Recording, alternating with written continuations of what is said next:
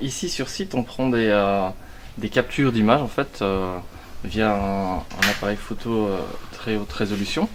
Donc il fait en fait, si vous voulez, une capture d'image instantanée de l'acte, ce qui permet d'avoir en données numériques sur une clé USB ou en tout cas sur la donnée de stockage qu'on utilise.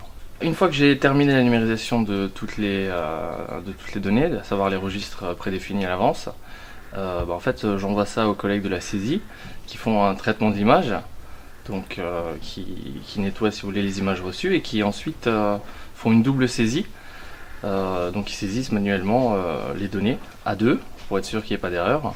Alors ici sur Oloron, on était parti sur un volume assez conséquent, à savoir 30 000 actes, ce qui représente, en tout cas pour Oloron-Sainte-Marie, seulement les naissances, mariages, décès de 1944 à 1989. Donc c'est quand même un beau volume, étant donné qu'il y avait apparemment une maternité, ce qui explique aussi ce nombre-là. De 1989 à nos jours, la mairie d'Oloron a déjà les données informatisées.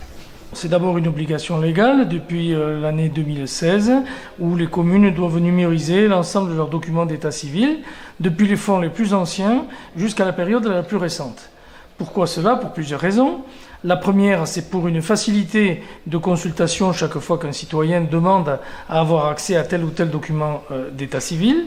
La seconde raison, c'est une notion de sécurité, parce qu'il est certain que le support papier est sensible au feu, par exemple, et que dans l'hypothèse où une mairie prendrait feu, eh bien, on peut perdre, comme la ville de Paris en 1871, l'ensemble des documents d'état civil et donc toute la mémoire des familles de cette cité.